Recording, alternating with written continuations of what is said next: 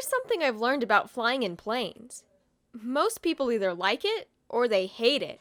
However, there are those rare ones such as myself that could honestly take it or leave it. I've never hated flying, but it's still scary enough for me to be paranoid when there's turbulence. There was this one point when we were flying home from my junior year college church that totally steered me away from planes for a pretty long time. The flight home was a long one, 10 or 11 hours, I think. Of course, that left me having to get crafty with occupying myself. There were chargers on the plane, and I had enough mindless games to periodically keep me going until I was bored. And I did download some stuff from my favorite shows. But it was still kind of hard. I'd never been one for reading books, but I even brought one just as a last resort. I'd get up sometime and just walk up and down the aisles to stretch my legs. All in all, I was surviving, but I was bored. I swear the universe heard me and decided the best possible thing to do afterwards was mess with me. The sky was pretty throughout the flight. I liked looking out and periodically taking some pictures as keepsakes. I would show all of them to Angie when I got back. She'd appreciate them, but as we got farther into the flight, I noticed the clouds were starting to get a little gray. I hadn't thought much of it. I'd flown through rain before. It was terrifying, but not something a little music and a measly attempt at meditation wouldn't fix. It did eventually start to rain, and that also looked kind of pretty. I took some more pictures and put in some headphones so I could listen to music. Somehow, I fell asleep after a while.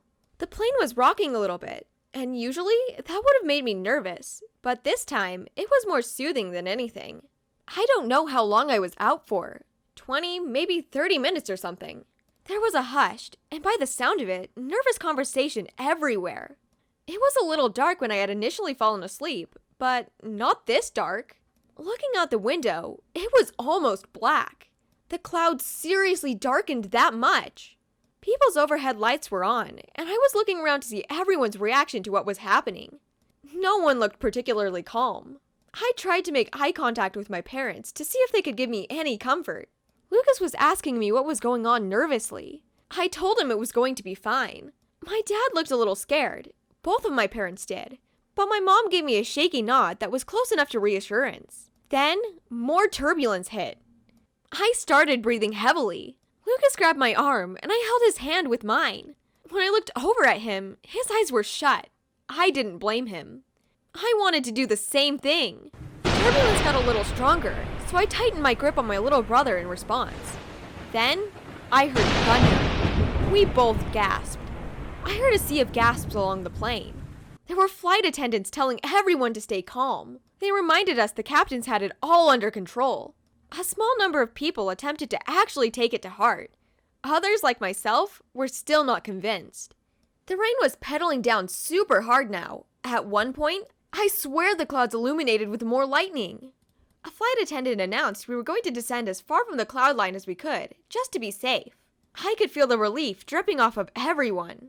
My ears started popping as we slowly descended a little farther down. The sky got a little lighter, and it felt a bit less suffocating. The plane went sideways. I had a death grip on my armrest. Everyone, including me, started screaming, and a flight attendant even fell down the aisle. My eyes were so wide with fear, they dried up from the stale air. I heard my mom call out to Lucas and I from the aisle over. She was reaching her hand out, and I wanted so desperately to grab it. 2 or 3 people were even falling out of their seats. I saw a woman clutching her kid and burst into tears. I looked out the window to see another plane, like a shark in the air, making an almost identical sharp turn away from the plane we were on. I almost screamed again. The idea of getting into a plane crash paralyzed me. We were still over the ocean. If we crashed, no one would recover us. We'd be toast! I held my breath until it passed us. I swear, my heart stopped beating too. After it was gone, the plane went right side up again. Everyone was pretty shaken up. The flight attendants came around, reassuring everyone and asking if they were okay. The pilot came on the speaker and apologized. He explained one of the planes had taken a different route like they had due to the rain, but they didn't notify anyone as they should have. The rest of the flight we went on scratch-free, and eventually, after another 4 grueling hours, we made it back home. When I tell you I almost kissed the ground, I'm really not joking. Anyway, we came home, unpacked, and I slept for maybe 12 or 13 hours. It was a long time. And I also happened to avoid getting on planes at all until I had to leave for college in France. But the important thing was, I got over my fear of flying. And, the fact that I'm actually alive to tell this tale, because, man, that is honestly still the scariest thing that has happened to me to date.